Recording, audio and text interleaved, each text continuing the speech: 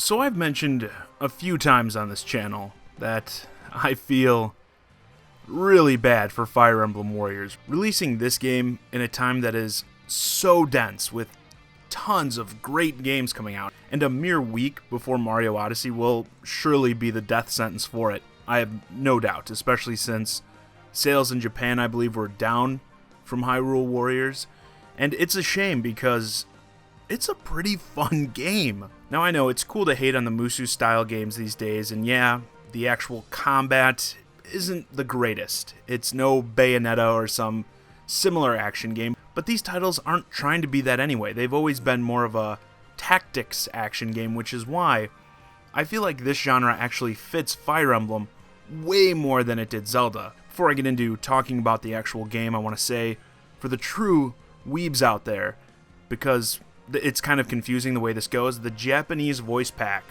is actually DLC. It's free DLC, but you do have to go into the DLC section and download it. And then the actual option to switch to Japanese voices is in like the extras section, not in the language section. It's a weird thing. Also, the Lucina wedding dress costume I'm running around in is also DLC. It's a gift for pre-ordering the season pass. You see, they know the people that come here, the few that are going to actually buy this game, are probably doing it for the waifus, so, why not take it to the next level? I mean, they know why we're here. Let's give the people what they want. Could have used something like this for the big sis, the huge, massive sister, Camilla. ごめんなさいね。痛かったかしら? They should have just called this Waifu Warriors. I think that actually would have improved the sales. Just put all the chicks front and center on the box, get them pushed up nice and tight against the cover. I think it would have moved some units. So here's the thing. If you can get past the actual combat not being the most intuitive, I guess that's how I'll put it, there's actually a lot going on here. A lot of Fire Emblem-esque stuff, actually, in terms of the gameplay systems. I mean, Fire Emblem fans will recognize a lot here. The trademark weapon triangle. If you go up against somebody where you have weapon advantage, you're going to smash them really quickly. If not, it's going to take a lot of hits to put them down. The ability to team units up to improve their bonds and offer support. The itemization, forging, it's all there. And there's even skill trees, so you can, upgrade the individual characters with, their attacks, their defense, etc. I'm just trying to emphasize there's a lot more going on here than just go forward and hit attack. And again, for the fans, the Fire Emblem folks out there, when you play, if you want some of that Fire Emblem feeling, the tension, obviously when you start a new game, you choose Classic. Yeah, don't even highlight that casual garbage. Also, I recommend highly playing the game on hard. This way, the boss enemies will actually be pretty tough. Like, you're not going to be able to just walk up and mash them. It'll force you to, at times, actually block and dodge attacks if you don't want to get jacked up. And if you're not paying close attention to your units, they'll get messed up pretty quickly, too. Story-wise, in typical Fire Emblem fashion, the events are centered around these two completely useless siblings who are now orphans because mommy got murked. Surprise, surprise, some sort of rift has been opened up connecting different worlds, which is why all these characters from past Fire Emblem titles find their way into our character's world. If you're unfamiliar with Fire Emblem, it actually does a pretty good job getting you caught up with the characters and their stories. Like, it seems like this kind of takes place at the start. Like, if I'm going to say when in the other games these characters are getting pulled from, it seems like it's towards the beginning. If you're a fan of the series, you'll know what I'm talking about, as the game does this sort of redux version of events from past games to get you caught up. And it's good because if, again, you're familiar with the franchise, there's a lot of convoluted plots, and trying to catch you up with these characters just with some simple dialogue or flashbacks would probably be pretty tiresome, so it's kind of cool that you're playing through some of these events, kind of.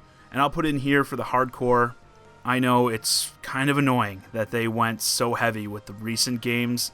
I get it. It's like, these are the ones we just played. How about diving further back into the series history? And the older stuff, there is some older stuff here, but yeah, it would have been nice if it was more of the focal point rather than, Obviously Awakening and Fates are a lot of what this is centered around. When you actually play through a level, you'll outfit your characters, choose who you want to put on the field, who you're going to have team up, etc. But you can also give them orders on how to move about the battlefield. Now, this is key because since this is all going on in real time, you can do this at any point when you pause the game as the battle plays out. And if you play it hard, like I recommended, you'll really want to keep an eye on where everyone is, where they're going, and how the enemy is moving so your guys don't find themselves in a position where they're going to get murdered. And during the battle, you can switch to any playable character on the fly. So I like to send people where I want them to go, like to take a fort or stop a major boss enemy, and then I swap to get in control of them when they get there to secure the objectives as quickly as possible. Then, somebody else will arrive at their objective, switch to that character, so on and so forth. Also, events will often happen as the battles play out. Reinforcements get called, friendlies spawn that you have to, go save. If you're going to try to do all the side quest stuff, you'll often have to manage the position of your characters properly, and sometimes you'll be met with even like a countdown timer to finish the level, which means you have to be kind of careful and think on your feet a little bit. I'm telling you, I know the combat looks bland, it is, even though I think it feels good. I love the over-the-top specials and combos in these games, and add to it the mounted characters doing all the crazy backflips, spins, and stuff. I think it's pretty cool. The game also runs surprisingly smooth, in my opinion. I was worried with the Switch and all these effects and guys on screen, there'd be an incredible amount of slowdown. But on performance mode, which just gives you a little bit of a resolution downgrade, you can get a smooth 60 frames per second with this thing. I think it looks amazing. I highly prefer the performance mode over the quality mode. I think the difference is much more noticeable in frame rate rather than the resolution. And in a game like this, again, where there's a lot of fast-paced action, you're going to want that higher frame rate to really appreciate everything. However, the game has a 2-player mode, and when you're playing 2 players, you're definitely going to see the game take a bit of a hit, I think, especially if, both people are firing off specials and stuff on a bunch of guys at the same time. But it's playable. It is playable if you want to play 2 players. Also, it does support single Joy-Con use, so, each player can just break off a Joy-Con and play that way. But if you're looking for something strictly to play 2 players, I think you definitely want to know that going in, that it might be a little bit rough. If you do ever end up giving the game a chance, I think you will find that it has a lot more to offer than a lot of people are talking about. I think it's key, to put it on classic mode and play it on hard, because that's one of the things I think when a lot of these people, these reviewers and stuff, give their reviews of games like, oh, it's so easy. It's like, yeah, but how did you play it? That's always what I always want to know. Like, did you play it on normal?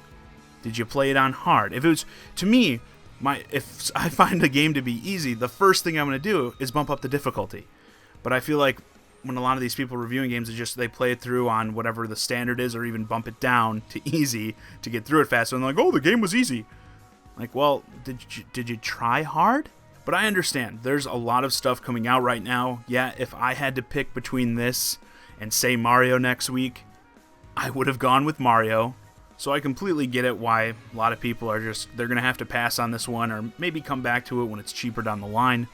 Honestly, the game, in my opinion, should have been released at a different time period when there isn't so many releases, preferably months ago. If you think just, 3, 4, 5 months ago, the Switch barely had anything coming out. So I think that would have helped it. I also think it should have been cheaper. At $40, I would be totally recommending this game, but when it's the same price as all these other AAA heavy hitters, it's tough. To the hardcore Fire Emblem fan looking for some fan service, I think you should consider it. And for everyone else, I wouldn't pick this over, a Mario or a Xenoblade 2, which is also coming in the next couple months. Like I said, maybe wait for the price drop. And with that, this video's a wrap. Sure, it sucks that this game is almost for sure going to bomb, but it's certainly not a surprise. I just kind of wanted to come out and give the game a fair shake, Anytime one of these Musu games releases, everyone's always going, oh, you just run around and smash attack. There's nothing going on in this game. It's not true. It's simply just not true. And if you actually give it a chance, I think a lot of people would be surprised for it. But still, I understand why a lot of people aren't. So let me know your thoughts on Waifu Warriors in the comments. As always, I'm John Zakari, and thanks for watching.